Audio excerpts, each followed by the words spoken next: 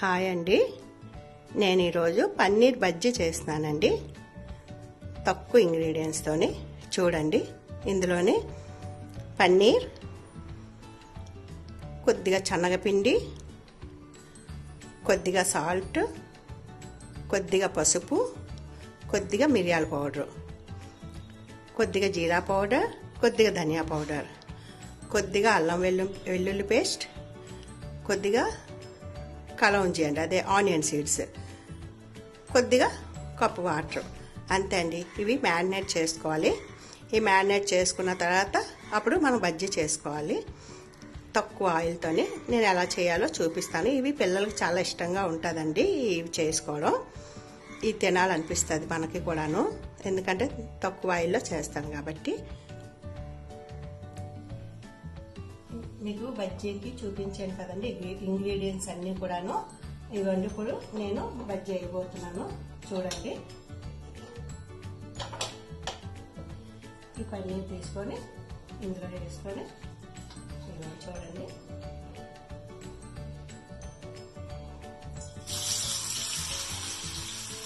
నేను కొంచెం ఆయిల్తోనే, అంటే నేను కూడా అండి డీప్ ఫ్రై ఐటమ్స్ చేయడానికి ఇష్టపడను. కాకపోతే మనకి ఎప్పుడైనా తినాలనిపిస్తుంది కదా, అలాంటప్పుడు చేసుకోవాలి కదా అన్న ఉద్దేశంతో ఏం చేస్తానంటే నేను చాలా తక్కువ ఆయిల్ వేసి చేస్తానండి. ఇదిగోండి, చిన్న బాండీ పెట్టానండి. చిన్న బాండీలోనే నేను ఇవి చేస్తానండి.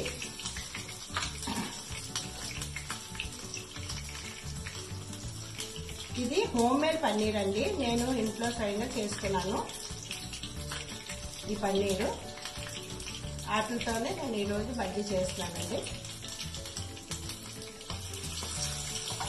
చూడండి, ఎంత తక్కువ ఆయిల్ వేసుకొని కూడా మనం బజ్జీలు ఈజీగా చేసుకోవచ్చు. కళాయి నిండా మనం ఆయిల్ వేసేసుకొని చేయాల్సిన పని లేదండి, తక్కువ ఆయిల్తో కూడా చేసుకోవచ్చు.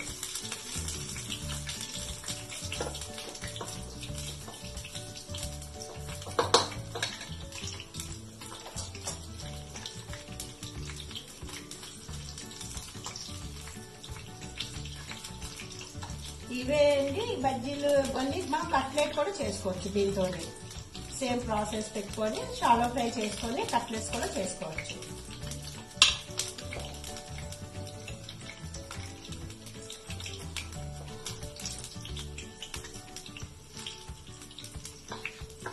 నేను తక్కువే చేస్తానండి. మీరు ఎక్కువ కావాలి అనుకుంటే కొంచెం పెద్ద బాండీ పెట్టుకొని చేసుకోండి. లేదంటే ఇదే బాండీ పెట్టుకొని 4 చొప్పున ఇలాగా చేసుకుంటే అయిపోతుందండి.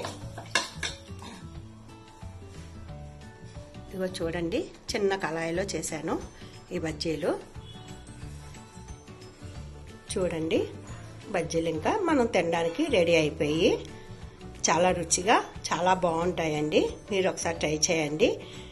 బాగుంటే లైక్ చేయండి, షేర్ చేయండి, సబ్స్క్రైబ్ చేయండి. Thank you for watching.